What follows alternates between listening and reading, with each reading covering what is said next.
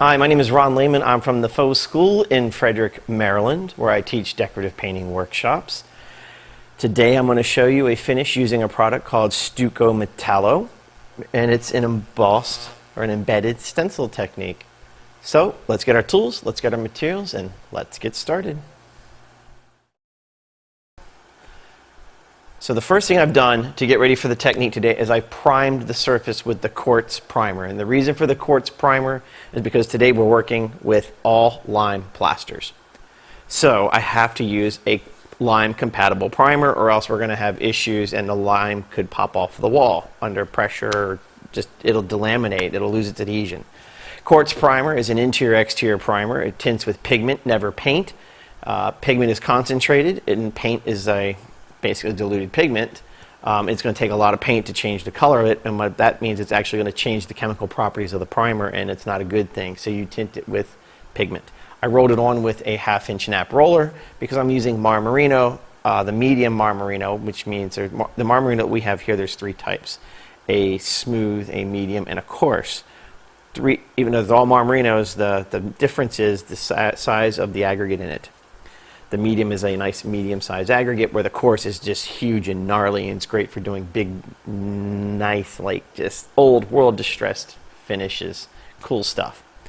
Marmerino is just a versatile product. There's so many things you can do with it. It cleans up with soap and water. It is lime-based, so put glasses on when you're stirring it up. You don't want to get any lime up in your eyes. Interior, exterior, it tints with lime-compatible pigments. That's very important. Because all pigments are not created equally, and the reason we have to use the lime compatible pigments is because the lime will attack actually and eat and destroy certain types of pigments. It's not a big deal. When you order the Marmerino, just make sure you get lime compatible pigments. No big deal. Right, for this case, I'm just going to put it straight on the wall using my stainless steel texture trowel. So it's pretty simple. Now this is just need a coat. Nothing fancy. Just need a nice, smooth, even coat, and with a nice, soft movement. So how we do this, here's my ceiling, come across. You can see it's thick stuff. Come down. If this is my intersecting wall, there's my corner. Work out. And then, as always, wet to dry. Now I'm not using a lot of pressure. I'm using this hand just to steady my easel. It's a little wonky today. And as with all plasters, you don't want to put them on in any particular distinct pattern, meaning we don't want to come straight across. We want to be very organic.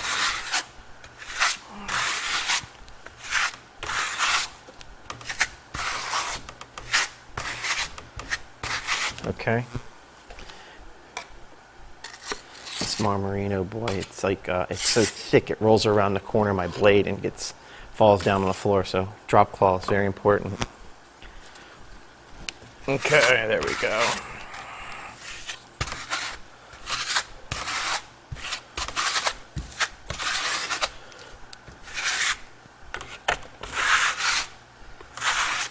Now, if I was doing a straight Marmerino finish, I would not be using my stainless steel trowel. I would be using my Lexan, simply because the carbon is going to leave black carbon deposits, blackish blue marks all over the surface, and we definitely don't want that.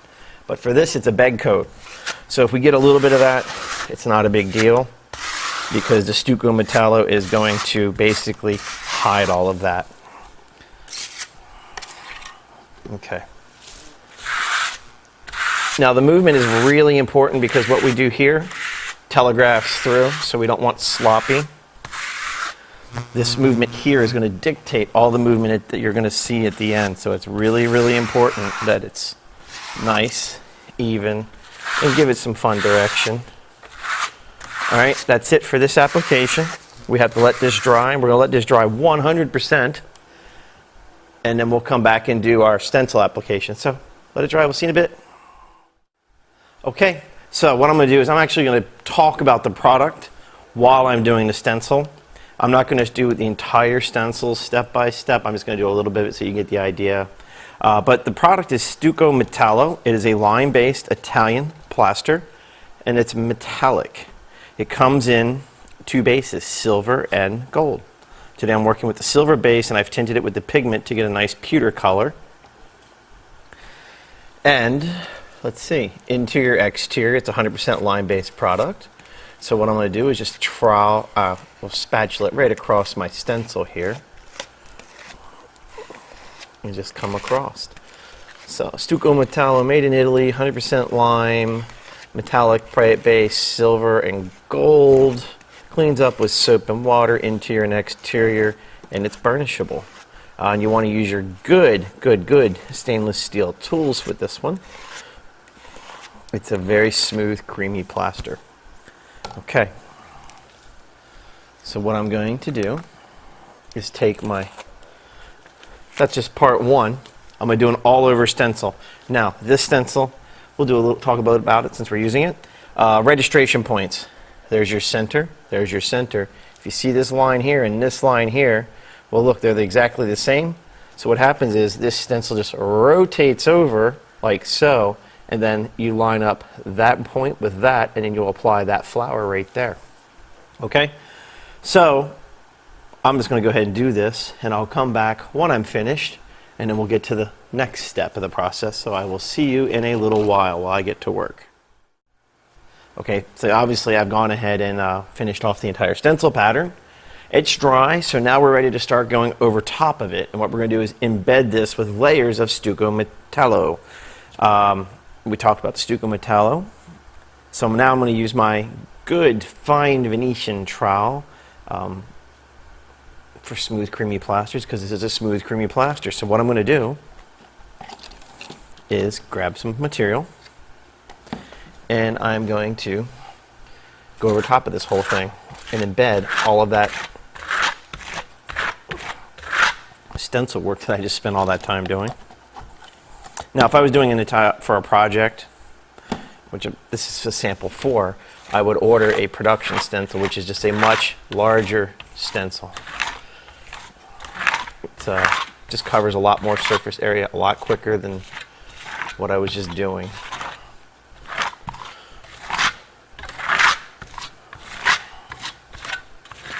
So I'm putting it on, not quite like a traditional Venetian finish. I'm just going to cover the surface 100%, but I want to make sure I'm still pretty clean with my my movements. I don't want a lot of sloppy work. So I'm going to put it on and kind of come back. Okay.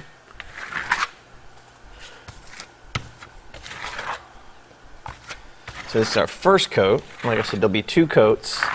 And the second coat, it's going to make this a lot smoother, a lot more even and uniform.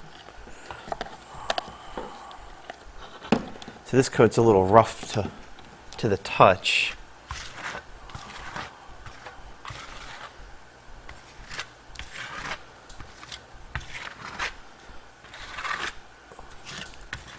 So I'm still working just like always, wet to dry.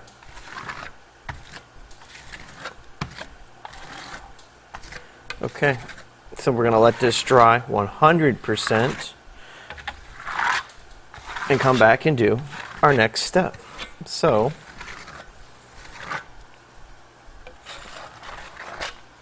get the lip right there. There we go, good enough. Alright, that's it. Let it dry 100%, we'll come back and finish off with our plaster steps. So we'll see in just a little bit after she dries. Time for the last coat of Stucco Metallo. Same tools, same material. Just going to go ahead and do another coat, and that's going to give us our nice smooth finish.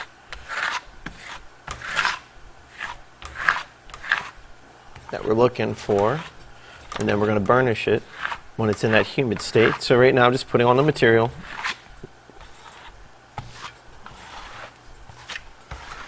And I'm going to make sure that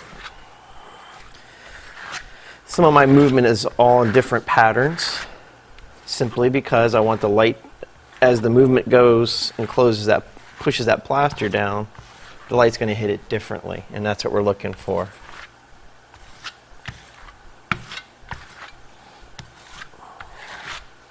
If we did all the finish move in the exact same pattern, we're not going to see so much of the material reflect, and that's what we want to see.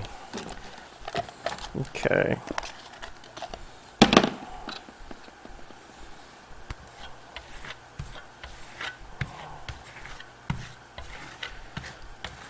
Just finishing this.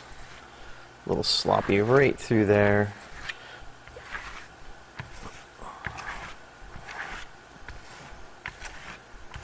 Okay, there we go. Just a couple cleanup passes and we'll let this dry, burnish it, and that'll be it. Maybe.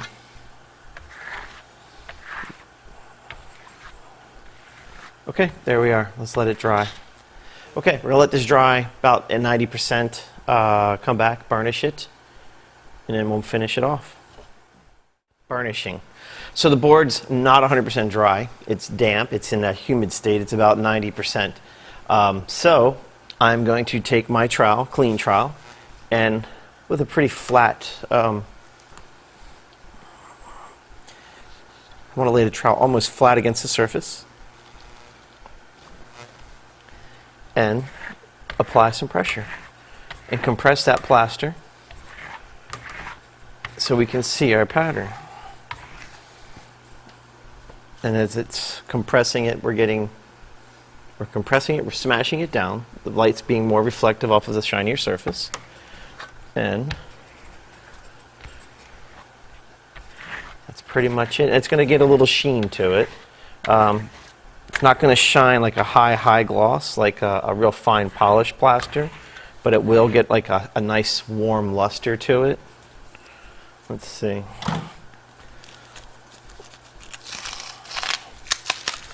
And I'm using a styrene board simply because you can see it better. The problem with the styrene board is once this gets good and hard, it's not going to stick on here very well. There's the pattern. So there. Okay, so we're going to let this dry. And what I'm going to do now is I'm going to come back after it's 100% dry, and I'm going to wax it using the Italian polishing wax. Okay, so let's get this dry. I'll see you in just a little bit. Wax time. All right, the Italian polishing wax is exactly what it is. It's a wax made in Italy. You apply it to the surface, and then we're going to buff it out with a soft cloth. In this case, I'm actually not going to use the clear, though. I've decided to use the blue. Yes, the Italian polishing wax comes in several colors. Comes in clear. Comes in blue, as we're going to see. Green, red, purple, and they're all iridescent. So they're metallic. So it's metallic blue, metallic red, what else? Copper, golds, bronzes, all kinds of great colors. And what they do is help make things more decorative. See the blue? Is it coming out? And I trowel it on. I don't use a rag because the rag just simply gets oversaturated with wax, and you tend to waste a lot of wax. And the blue over this pewter color is just going to make it look like a nice piece of hammered metal.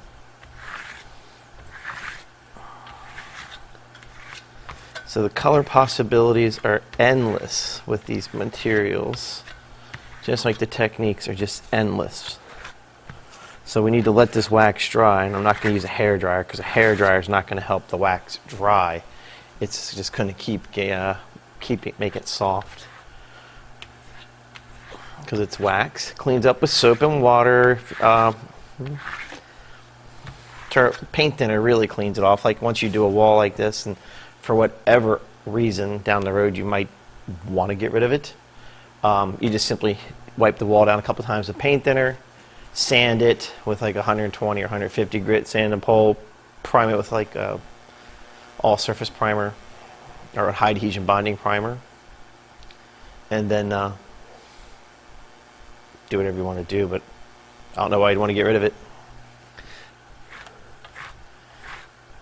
But that's, I'm just making sure I got the wax. Now, one of the things with the wax you got to be careful of, I mean, there's hardly any texture on this surface at all. I mean, it's a slight irregularity. It's nothing like what it looks like. That's what's so cool about it. I'm trying to figure out why you can't see it very well. I'm looking at a monitor to see how it looks from your standpoint. But when you put the wax on, you got to be careful not to go too thick, because when the wax goes on too thick, it's going to dry cloudy and it's not going to be clear. Even in this case, if I put it on too thick, it's not that it's going to dry. Well, it's going to dry cloudy, but what's going to happen is, if you can see this spot where I got a little bit of left a little too much wax on there, it's kind of milky. So I'm not seeing my metallic effect. So that's something you got to keep in mind. So if that happens, you just grab one of your lint-free, color-free rags, go in there, grab it, and just trowel over it a little bit. Like here's a little bit here. I'm just going to knock that out of there. And the reason I dab it off, and then I trowel over it simply because I want to close that the wax up a little bit. If you rub, you got to be careful. Rubbing, it's a wax. It's not an acrylic wax. It's like I don't want to say a solvent-based wax, because it's not really solvent. If I start to rub it, it's going to act like an eraser and start to damage the plaster underneath. So I don't want to do that. So I have to let this dry. Now, if this was a big wall, I'd wax the whole wall, go relax for a few bit, come back and then polish it. And when I polish it, I'm going to use, in this case today, I'm just going to grab some cheesecloth that I have laying around. But usually it'll be a lint-free, color-free. That's very important, because the wax has materials in it that if let's say I use a black t-shirt, an old shirt or something, it's going to pull the color. It could pull the color from your rag onto the surface. So we want lint-free, color-free. And that's pretty much it for about that. I could use my big lamb's wool car buffer on a polishing wheel. That definitely works. There's nothing wrong with that. I've done it, saving time. But you can see the wax does set up pretty quick. Biggest thing about the wax too is don't let it set like too long, because it gets harder to polish. Like if you let it set for a day or something, you're going to have trouble the next day when you're going to come in, and it's not going to polish up for you. It's going to be hard. It's kind of like when you wax your car and you leave it set too long and it gets hazy. And then you guys have to rinse it off. Yeah, so just put it on that same day, polish it out. You can get two people to get a helper. You know, there's nothing wrong with that. And that's all I'm going to do, just a light polish. And it's just so slick and smooth.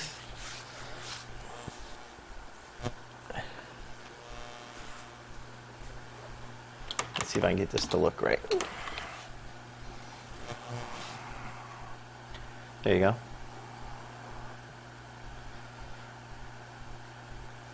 Hopefully the blue's popping.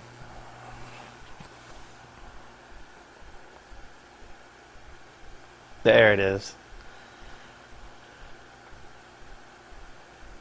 See, cool, all that fun stuff. There it is. That's simple. There you have it. Stucco Metallo, silver base, pewter color with blue pearlescent wax. Let's put it over here so you can see it better. Oh, that's how that works, eh? Left is right, right is left. There you have it, Stucco Metallo. Metallic Italian polishing, metallic Italian plaster. My name is Ron Lehman. I'm from the Faux School in Frederick, Maryland, where I teach classes for decorative finishing, and I teach them around the country as well. I also go around the country in various places, homes, businesses, restaurants, casinos, and do commission projects. So yes, you can actually hire me to come out and decorate your home as well. If you get a chance, go to the website, thefauxschool.com, take a peek. If you have any questions, put it down there in the comments section. I'll do my best to answer them as quickly as I can.